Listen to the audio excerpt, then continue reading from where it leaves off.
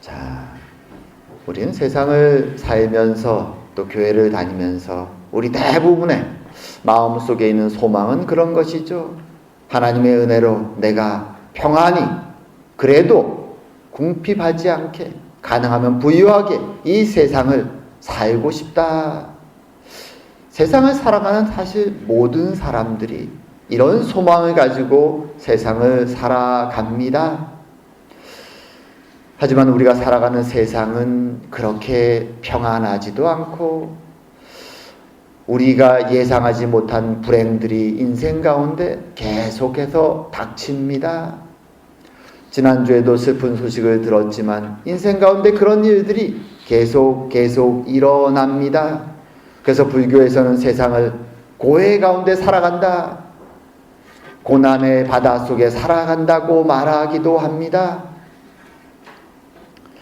그래서 또 어떤 사람은 인생이 고통스럽기 때문에 인간은 그 고통을 잊고자 종교를 만들었다라는 표현을, 그런 얘기를 하기도 합니다. 종교를 통해서 자신이 만든 그 신과 우상을 통해서 위로받고 때로는 기적이 일어나기를 기도도 하는 그런 목적으로 종교가 시작되었다라고 말하기도 합니다. 실제로 우리가 잘 아는 한국의 우리의 조상들은 그런 종교를 많이 믿었지요.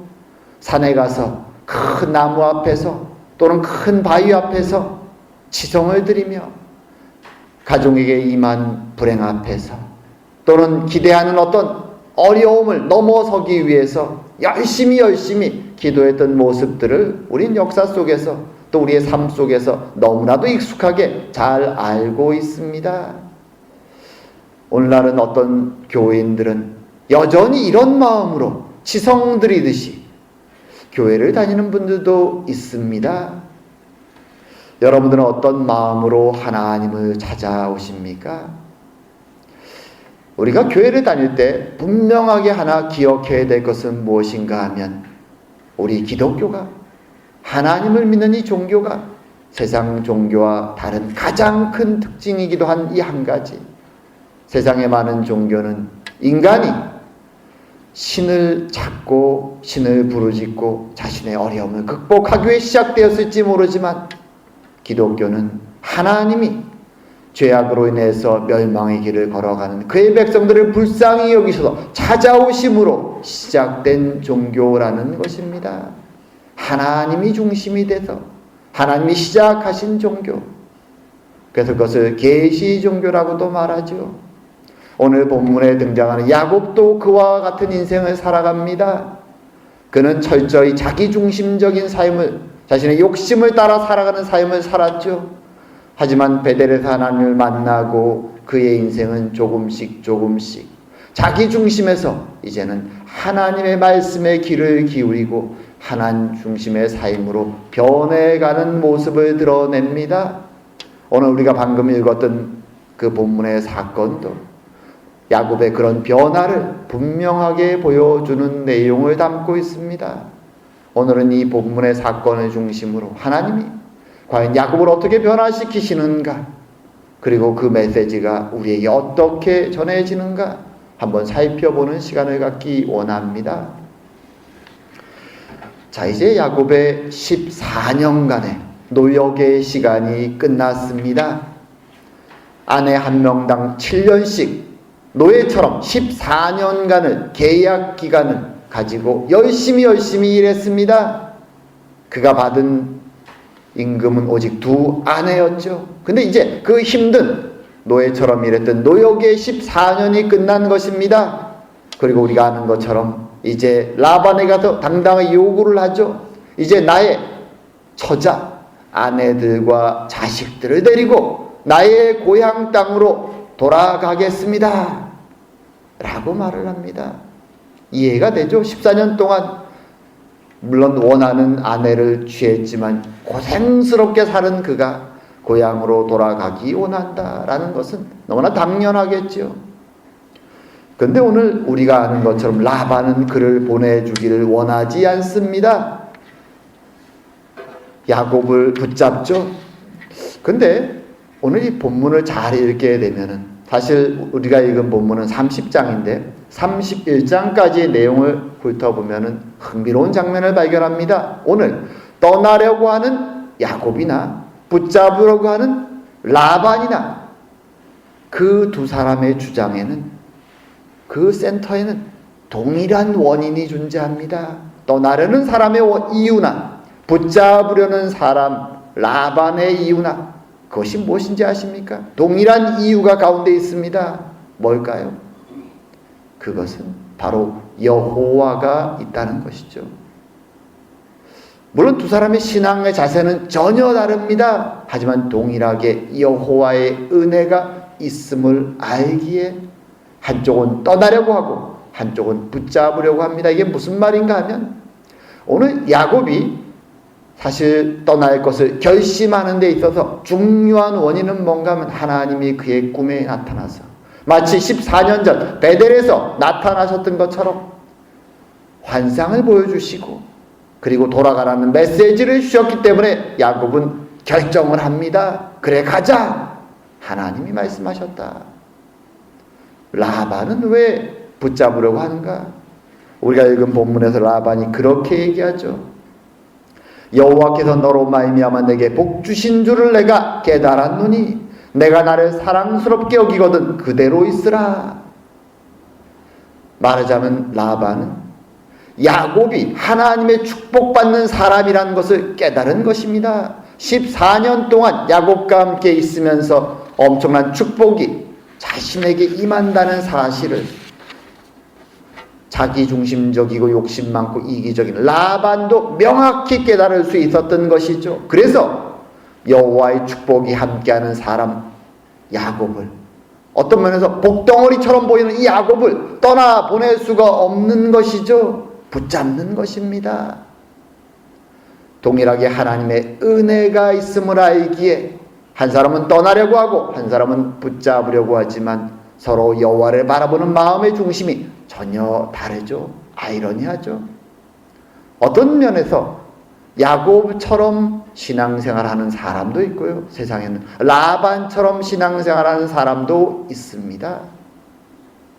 자, 중요한 것은 뭔가 하면 이 상황 속에서 이제 야곱과 라반이 새로운 계약을 체결하게 된다는 것이죠. 마치 14년 전 아내를 얻기 위해서 둘이 모여서 계약을 했던 것처럼 이제 새로운 계약을 합니다. 근데 흥미로운 것은 이 계약 조건입니다. 라반은 아마 야곱이 무엇을 요구할까 불안불안했을 것입니다. 너무 큰 걸 요구하면 어떡할까? 야곱이 떠나는 것보다는 그래도 많이 주고라도 붙잡고 싶은 라반의 입장에서 조마조마했을 것입니다. 근데 야곱의 조건이 굉장히 특이합니다. 라반은 그 조건을 듣자마자 오케이 함성을 지르며 바로 그 조건을 억셉합니다. 왜 그럴까요? 그 조건이 자신이 아무리 판단해봐도 야곱에게는 굉장히 불리하고 자신에게는 너무나도 이득이 되는 조건이었기 때문입니다. 그 조건이 무엇입니까? 그것은 지금 야곱이 돌보는 이 라반의 양떼, 물론 그 양떼 안에는 양도 있고 염소도 있습니다. 이제 양떼들 중에서 새로운 새끼가 태어날 때 그 새끼 중에 단순히 희거나 검은색이 아니라 두 색깔이 섞인 얼룩무늬로 태어나는 새끼들에 한해서만 야곱이 자신의 소유권을 주장하겠다, 내 것으로 삼겠다 라고 말하는 것이죠. 거기에 더해서 야곱이 심지어 이렇게도 얘기합니다. 내가 그 계수를 시작하기 전에 새로운 양들이나 염소의 새끼가 태어난 것을 보기 전에 먼저 얼룩무늬가 되어 있는 놈들은 다 제하십시오. 그런 후부터 내가 이제 태어난 새끼들을 보고 그 새끼들 중에서 얼룩무늬 있는 것들을 내 것으로 하겠습니다 라고 말하죠. 왜 이 조건이 야곱에게는 불리하고 라반에게는 굉장히 유리할까요? 사진을 몇 장 보겠습니다. 자, 한쪽은 염소, 한쪽은 양이죠. 사이좋게 지내죠. 오늘날도 중동에 가게 되면 이 양과 염소들을 같이 키웁니다. 근데 흥미로운 것은 물론 사진에 보시면은 양도 누렇습니다. 씻지 않기 때문에 대부분 누렇지만 대부분 양들은 하얀색에 가까운 색깔을 지니고 있습니다. 그리고 중동의 염소들은 대부분 검거나 짙은 누런색을 띠고 있습니다. 단일한 색이 많죠. 그런데 야곱이 얘기한 양들은, 새로 태어날 그 양들은 어떤 것이냐? 이 검은색과 흰색이냐 누른색이 서로 섞여서 얼룩얼룩한, 우리 한국말 요즘은 잘 안 쓰지만 아롱지연 진색 무늬가 있는 아롱진 무늬, 그렇죠? 그런 무늬가 되어 있는 양만 자기 것으로 삼는다. 그런데 사실 그런 양이 많지가 않은 것이죠. 10%도 안 되는 아주 적은 숫자의 양들만이 그런 아롱진 무늬, 알록달록한 무늬를 가지고 태어납니다. 혹은 점이 있거나. 그래서 라반은 그 조건을 듣자마자 오케이라고 외치며 바로 승낙을 합니다. 흥미로운 것은 이 이야기 때문에 오늘날 제이콥스 쉽이라고 하는 양들이 있습니다. 사진에 이런 것이죠. 뿔이 있지만 양입니다. 알록달록하죠. 이 성경 이야기 배경 때문에 오늘날도 이 양들을 야곱의 양이라고 부르는 그런 양들입니다. 하지만 이런 양은 사실 오늘날도 많지 않습니다. 어찌되었건 야곱은 이 조건을 내겁니다. 자, 이 이야기를 보면 좀 의문이 생기죠. 야곱은 누구보다 머리가 좋은 사람이고 계산이 빠른 사람입니다. 그런데 라반이 생각하기에 어리석어 보이는 이 조건을 왜 내밀었을까요? 어떤 사람은 그렇게 얘기할 수도 있겠죠. 아, 야곱이 비법이 있나 보다. 사실 오늘 본문에 보면 얼룩무늬의 양과 염소의 새끼를 베어내는 무슨 비법이 있는 것 같습니다. 어떤 비법을 사용합니까? 자, 오늘 본문에 보면 그렇게 얘기합니다. 야곱은 버드나무와 살그나무와 신풍나무의 푸른 가지를 가져다가 그것의 껍질을 벗겨서 흰 무늬가 된 그 가지를 양과 염소들이 물을 먹으러 오는 개울에 그것을 그 물 구유통 앞에 그것을 심어 놓는 것이죠. 그리고 물을 먹으러 오는 양이나 염소들이 물을 먹으면서 그곳에서 서로 교배를 해서 새끼를 낳으면 그것을 그 나무가지를 보고 새끼를 낳으면 얼룩무늬 새끼가 태어난다라는 것이죠. 신기하죠.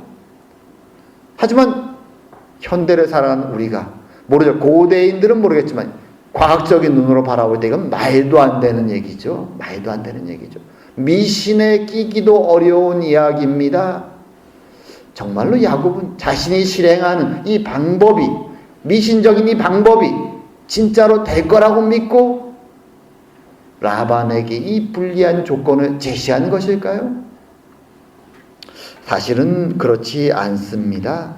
야곱이 오늘 이렇게 어리석어 보이는 조건을 제시하는 이유는 하나님의 환상을 보았기 때문이죠. 14년 전 베델에서 보았던 것처럼 야곱은 환상을 봅니다. 14년이 지난 뒤에 이 이야기를 다시 6년이 지나서 떠나기 직전에 아내들에게 이야기해 줍니다. 그가 어떤 환상을 보았는가? 그 환상에는 이런 내용이 등장하죠. 양과 염소가 교배만 하고 새끼가 태어나면 그 환상 속에서 무조건 얼룩무늬의 새끼들이 태어나는 환상을 본 것입니다. 그와 동시에 하나님은 이제 돌아가라는 메시지를 야곱에게 주십니다. 그래서 이 환상을 보고 야곱 마음속에 생각한 것이죠. 아, 이것이 하나님의 메시지구나. 돌아가되 이제 앞으로 태어날 새끼들은 얼룩말이라는 사인을 나에게 주신 것이구나. 이것을 통해서 라반과 계약한다면 나에게 큰 이득이 있겠구나라는 확신을 가지고 야곱은 이 계약을 체결하게 됩니다. 사실 이 부분을 보면 되게 흥미로운 것이 하나 있습니다. 사실 14년 전에 야곱이 베델에서 하나님의 환상을 보았을 때는 이런 수준의 믿음이 그는 없었습니다. 그때는 그렇게 얘기하죠. 하나님께, 하나님 정말로 당신이 저를 무사히 아버지의 집으로 이 땅으로 다시 돌아오게 해주신다면 제가 이 베델에서 다시 돌아와 하나님께 예배를 드리겠습니다. 하나님을 섬기겠습니다. 말하자면 그런 거죠.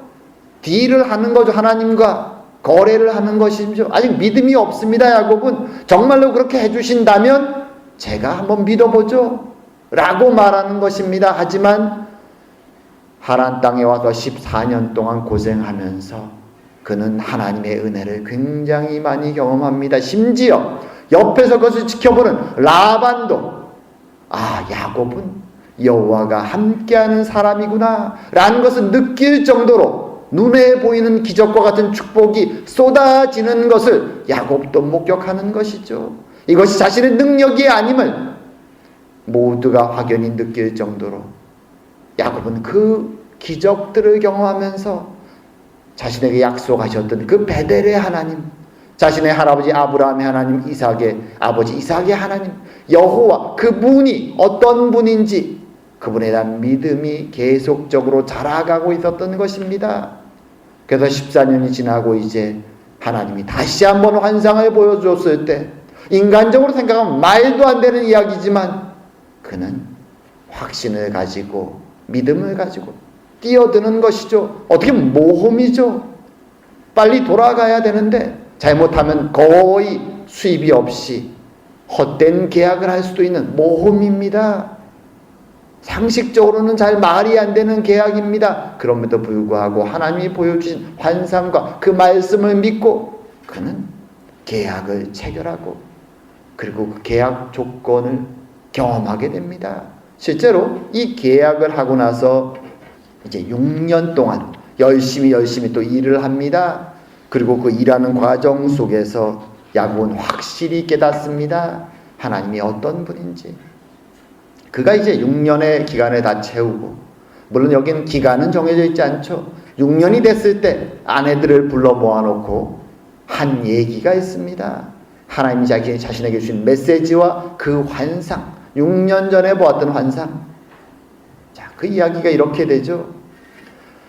6절부터 내용입니다. 이게 31장에 나오는 내용이죠. 그대들도 알거니와 내가 힘을 다하여 그대들의 아버지를 섬겼거늘 그대들의 아버지가 나를 속여 품삯을 10번이나 변경하였느니라. 그러나 하나님이 그를 막으사 나를 해치지 못하게 하였으며 그가 이르기를 점이 있는 것이 내 삭시되리라 하면 온 양떼가 나은 것이 점 있는 것이요 또 얼룩무늬 있는 것이 내 삭시되리라 하면 온 양떼가 나은 것이 얼룩무늬 있는 것이니 하나님이 이같이 그대들의 아버지의 가축을 빼앗아 내게 주셨느니라. 지난 6년간의 상황을 설명하면서 이 말을 합니다. 말하자면 그런 것이죠. 하나님을 믿고 모험을 뛰어들었는데 정말로 태어나는 양과 염소 새끼마다 다 얼룩무늬가 있는 것이죠. 근데 그걸 본 라반이 그냥 두지 않습니다. 안 되겠다. 너무 이루어지는 일이 너무 많다. 그냥 반점 있는 것만 너가 너희 걸로 해라 라고 말하면 모든 새끼가 반점이 있습니다. 그러다가 라반이 또 조건을 바꿉니다. 안 되겠다. 이제는 아롱진 것, 길게 무늬들이 있는 것, 그런 것들만 너희 것으로 하라라고 얘기하면 또 태어나는 것이 다 그렇게 아롱진 무늬가 진 것으로 태어나는 것이죠. 도저히 라반이 아무리 속이려고 해도, 아무리 불평등 계약을 체결해도, 위협해도 도대체가 막을 수 없는 하나님의 은혜가 기적처럼 야곱에게 계속 일어나는 것입니다. 야곱은 하나님을 믿고 뛰어든 그 모험의 계약에서 더 큰 하나님의 은혜를 경험합니다. 누구도 막을 수 없는 하나님의 은혜를 경험하는 것이죠. 그리고 오늘 본문 끝에는 말합니다. 그는 양떼와 염소떼와 가축과 노예 남녀들과 무수히 많은 부유한 부자가 되었다. 심지어 라반의 아들들은 나중에 모여서 얘기를 하죠. 이러다가 우리 재산을 야곱이 다 빼앗아 가겠다. 하나님의 은혜가 그에게 임한 것이죠. 참으로 14년 전 베델을 떠나올 때와의 큰 차이를 보이는 야곱의 모습을 우리는 이 사건 속에서 보게 됩니다. 그리고 이 사건을 보면서 우리는 몇 가지 질문을 마음속에 던지게 됩니다. 사실 야곱이 이 두 번째 계약에서 보인 모습은 다른 단어로 표현한다면 믿음의 결단이라고도 말할 수 있습니다. 믿음의 모습이죠. 하나님의 계시를 믿고 세상적으로 보면 굉장히 불리한 그 길에 뛰어든 것이죠. 그리고 그의 믿음이 하나님의 응답하심으로 확신으로 변하게 되는 믿음의 성장의 시간이 그에게 찾아온 것이죠. 이 모습을 보면서 제가 그런 생각을 했습니다. 사실 믿음이라는 것은 우리 신앙인들이 세상을 살아갈 때 우리는 믿음의 선택을 할 때가 많습니다. 세상 사람들의 판단을 따라 세상의 길을 갈 것인가? 아니면 하나님의 말씀을 따라 어리석어 보이는 그 길을 걸어갈 것인가? 우리는 많은 경우 이런 선택에서 사실은 세상적인, 합리적인 그 길을 선택하고 갈 때가 많습니다. 과연 야곱처럼 나는 선택할 수 있었을까? 라는 의문이 우리의 마음속에 던져지는 것이죠. 하나님은 항상 우리에게 요구하시죠. 믿음의 길을 걸어라. 넓은 길이 아니라 좁은 길을 걸어라. 저는 이 말씀을 볼 때마다 제가 전에 한번 말씀드렸지만 인디아나 존스라는 그 영화에 나오는 성배를 찾아서라는 그 영화에 나오는 한 장면이 항상 떠오릅니다. 성배를 찾기 위해서 가야 되는 중간중간 시험이 있죠. 테스트를 통과해야 됩니다. 그 중에 한 테스트가 거의 마지막에 가서 있은 테스트가 무엇인가 하면 절벽을 건너가는 것이죠. 저쪽 건너편에 이제 성배가 있는 굴이 보이는데 그 사이에는 낭떠러지 길이 있습니다. 아마 보신 분들도 있을 거예요.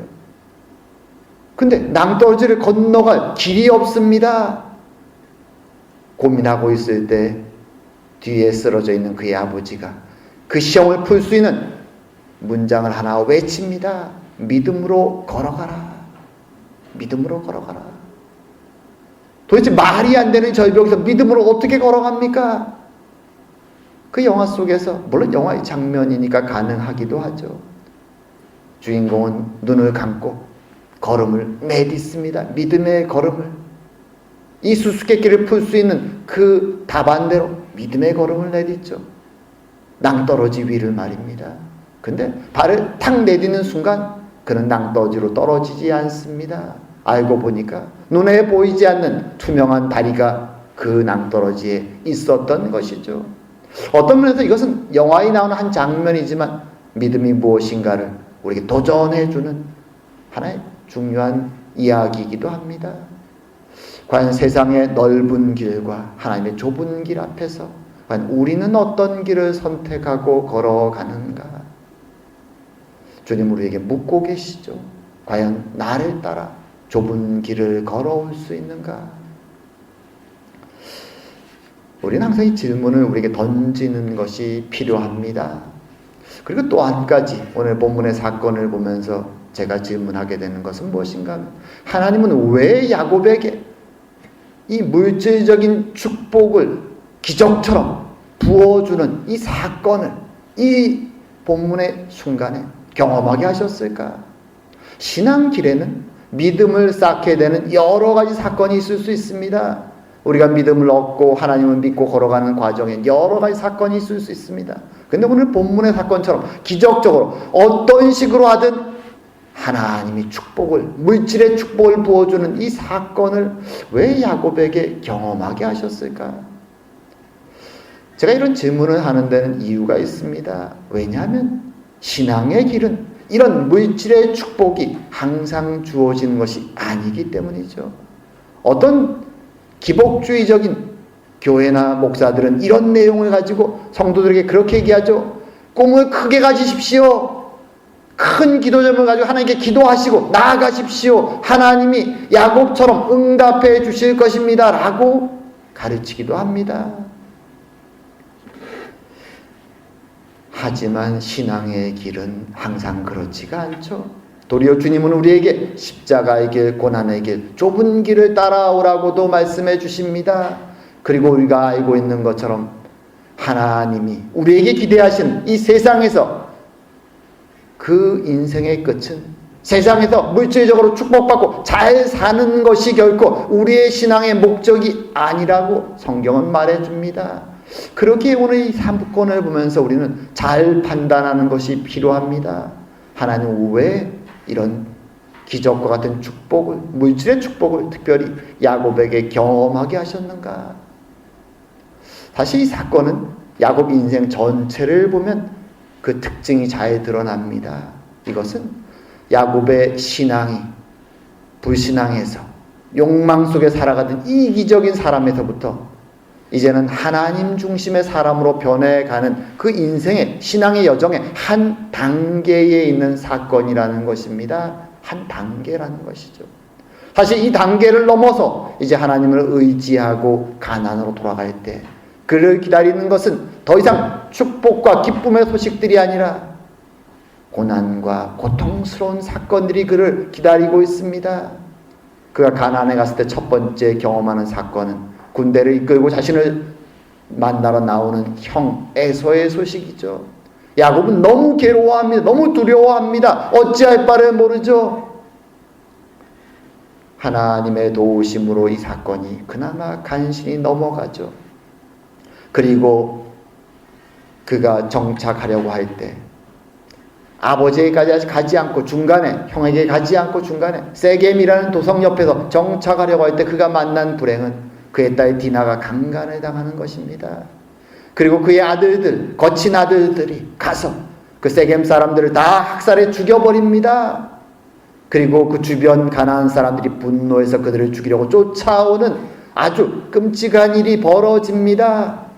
그때 야곱은 베델로 올라가서 다시 하나님께 기도하며 하나님의 도움을 구하며 간신히 이 사건이 마무리됩니다. 그리고 조금 뒤에는 그가 가장 사랑하는 아내 라헬이 막내 아들 베냐민을 낳다가 그만 죽습니다. 그리고 또 얼마 시간이 지나면 그의 가장 사랑하는 아들 요셉이 그가 알기에는 짐승에 뜯겨 죽어버리죠. 그는 애굽에 팔렸다는 사실을 알지 못합니다. 야곱의 인생은 가난에 들어가서 고통을 계속 경험합니다. 하지만 이미 하나님이 누구신가를 명확히 아는 야곱은 더 이상 하나님을 부인하지도 떠나지도 않습니다. 힘들고 고통스럽지만 그는 하나님과 동행하는 삶을 살아갑니다. 그래서 오늘 사건은 야곱 인생 전체로 볼 때 이기적인 야곱에서 하나님을 믿고 의지하는 야곱으로 자기 중심에서 하나님 중심의 신앙을 갖기 위한 하나의 단계로 특별히 하나님 그에게 경험하게 하신 하나님이 누구신가, 얼마나 신실하신 분인가, 자신의 약속을 지키시는 하나님이심을 경험하는 특별한 사건으로 하나님이 야곱에 허락하신 일이라는 것입니다. 오늘 본문을 보면서 우리는 그 하나님을 바라보는 것이 필요하죠. 단순히 물질적인 축복을 주는 그런 하나님이 아니라 이기적이고 욕망으로 죄의 길을 걸어가는 그의 백성을 버려두지 아니하시고 찾아오셔서 먼저 찾아오셔서 약속을 주시고 그와 동행하시며 한 발 한 발 그의 믿음의 길을 세상의 길에서 하나님의 백성의 길로 나 중심에서 하나님 중심의 신앙으로 어둠의 길에서 생명의 길로 인도해 가시는, 그래서 믿음의 조상의 길로 인도해 가시는 하나님의 모습이 이 사건 속에서 드러나는 것입니다. 마치 어린 야곱에게 부모가 죽을 먹이는 것처럼 하나님은 그런 어린 야곱에게 믿음의 죽을 먹이셨던 것이죠. 그리고 성인이 되면 거친 음식을 먹는 것처럼 이제 야곱은 그런 어른 야곱으로, 성장한 야곱으로 자라가게 되는 것입니다. 그리고 이 모습을 통해서 주님은 우리에게 신앙의 길이 무엇인가, 하나님 우리에게 소망하는 믿음의 자녀들의 모습이 무엇인가를 말씀해 주시는 것입니다. 그와 동시에 하나님이 어떤 분인지 우리에게 말씀해 주시는 것이죠. 신실하신 하나님, 약속하신 것을 반드시 성취하시는 하나님, 세상의 어떤 계략과 악한 마음으로도 결코 이겨낼 수 없는 하나님의 역사가 우리와 함께 하신다는 것을 보여주시는 것입니다. 참으로 오늘도 야곱이 인생 가운데 동행하시며 신실하게 그를 하나님의 땅으로, 하나님의 백성으로, 믿음의 사람으로 키워가시고 인도해 가시는 하나님, 그 하나님을 믿고 우리도 그분을 따라 그분과 동행하며 이 마지막 때에 세상 길을 걸어가는 저와 여러분 되기를 주의 이름으로 축원드립니다. 기도드리겠습니다. 사랑과 은혜의 하나님 아버지, 오늘 말씀을 통하여서 하나님이 어리석고 욕망의 사람 야곱을 어떻게 믿음의 사람으로 만들어 가시는지를 우리에게 보여주시니 감사드립니다. 그 옛날 야곱과 동행하시던 하나님이 지금 우리의 인생 가운데 주인 되시며 우리의 구원자가 되시며 우리의 아버지가 되셔서 우리를 세상의 연약한 자에서 믿음의 사람으로 매일매일 인도해 가심을 알고 감사드립니다. 주님, 우리는 연약하오니 우리의 손을 놓지 말아 주시고 신실하게 믿음의 길을 마칠 때까지 주님 은혜로 인도하여 주시옵소서. 오늘도 동행하시고 함께 하심을 감사드리오며 모든 말씀 예수님 이름으로 기도드립니다. 아멘.